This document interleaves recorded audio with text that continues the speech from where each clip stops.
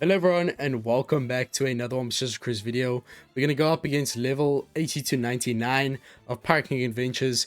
This is quite the challenging piece of content, mainly because, I mean, you can just look at that team. Every character has a relevant support. Yeah, the stage 1 and stage 2 has gimmicks. This is a first for Parking Adventures.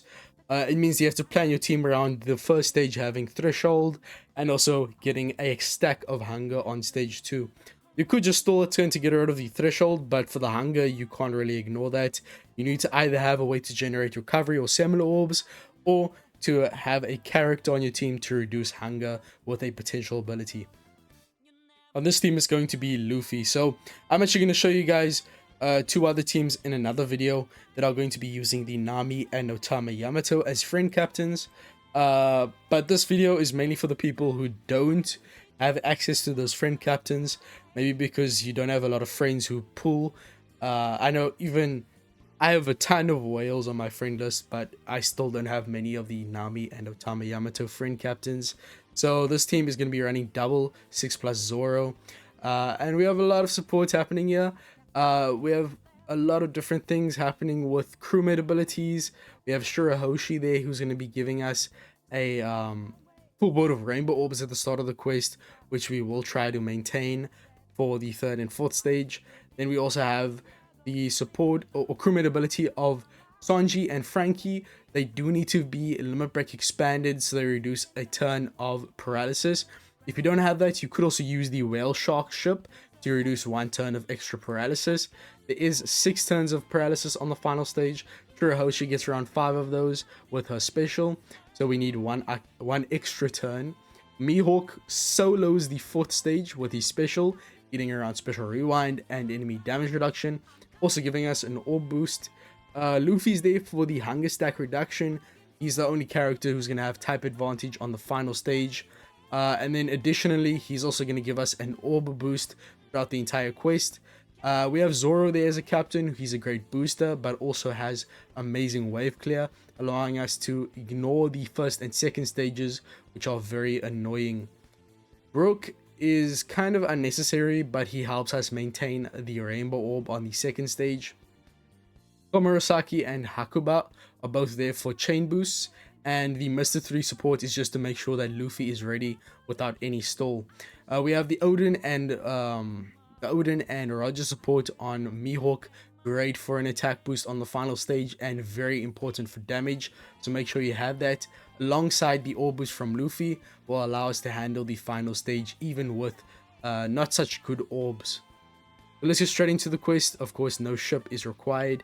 Just use anyone, ideally a -2 cooldown ship, to make sure your Luffy is ready. But Mr. 3 support should be enough without even a -2 cooldown ship. Let's get straight into it and see how this team does. Okay, so yeah, this is a very strange Pirating Adventures. Yeah, stage 1, a turn of threshold. So at this point, we can just ignore that and then just use one of your Zoro specials. Just don't stress about it. And then stage 2, Bonnie is going to give us a turn of hunger, or stack of hunger, should I say. She also has quite a bit of health, so normal wave clearers will not be able to kill Bonnie off. We are going to be using the super types of our Zoro, however, to kill off Bonnie quite quickly. We don't really care about using the Zoro super types later on because we barely have any type advantage anyways. Now stage 3, we will get a cooldown from Mr. 3 support to make sure our Luffy is ready. You can use Luffy. Also, the Brook support was completely unnecessary since we didn't even use any of our characters on stage 2. We just wave cleared, so that Brook support completely unnecessary. As you can see, we get a bunch of buffs from Luffy, and the enemy has defensive effects, quite annoying. We can just use Zoro. He will allow us to essentially ignore the enemy's buffs, and we can just start off the chain with Shirahoshi and then kill off with our captain Zoro. Komurasaki there for a chain boost, very helpful for damage, but we should be able to kill off very easily. Now, of course, my Zoro is completely maxed out, but as you can see, the damage was quite safe there, so even if you don't have a maxed out Zoro, it should be fine. Stage 4, we get paralysis orbs. The enemy has a damage reduction and a bunch of other we also get a special rewind. So we are going to be using Mihawk to get around the debuff. Besides that, we can use Zoro or Sanji and Frankie, should I say, for a chain boundary effect. We can start off the chain with Shirahoshi. Actually, no, wait, nah. They have a paralysis orb. We are going to start off with... who should I start off with? We can go with Mihawk and then kill off with our friend Captain Zoro. Okay, pretty safe there. The friend captain isn't expanded, by the way, so you don't need the most stats here. And then the final stage, again, make sure that you are hitting at least 2 perfects on each of those stages, just to make sure you're still getting buffs from your Luffy. Okay, now on the final stage, we get a bunch of paralysis and a bunch of buffs from all our support abilities. Hakuba gives us a 0.4 chain boost. We have a chain multiplicative buff from our Luffy, who has been building up. And he also gives us a orb boost, then an attack boost from the support of Odin and Roger. We have paralysis orbs. We can use Shirahoshi to get rid of the paralysis orbs and also the paralysis. And then we can use our Sanji and Zoro to give us a chain boundary effect, working very well with the chain multiplicative and chain additive buffs we've accumulated so far. The orbs are pretty good at this point as well, and we can ignore the special limiter since we only needed to use 2 specials on the final stage anyways. Now at this point, it should be a very easy kill.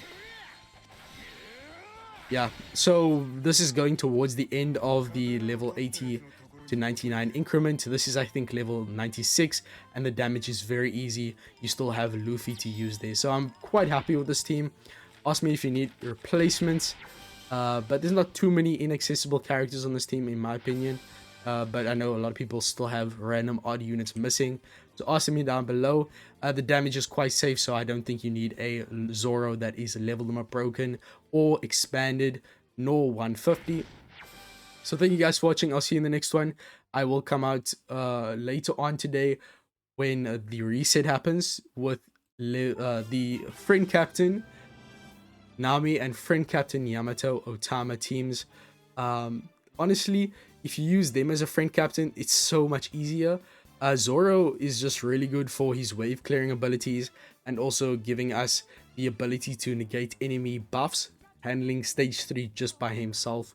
But yeah, as I said, that Brook support is not required at all. Honestly, I don't even think Hakuba is needed.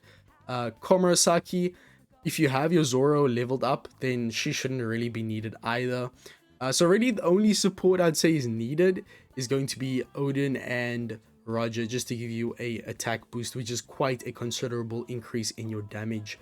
The Mr. 3 support, honestly, if you don't have the Mr. 3, I'm pretty sure the cooldown is quite safe there. You could just kill off Bonnie manually, and then you'd get an extra turn of cooldown, meaning you don't need Mr. 3 either. So even though it's using a lot of supports here, the only one that's needed is Odin and Roger. So thank you guys for watching. I'll see you in the next one. Good luck farming, and I'll also come out with more level 100 plus teams. This is quite an interesting Pirate King Adventures, and I have a lot of different ideas using legends like Christmas Uta, so we'll see where that goes. Make sure to like, subscribe, and I'll see you guys in the next one. Peace, and I'm out.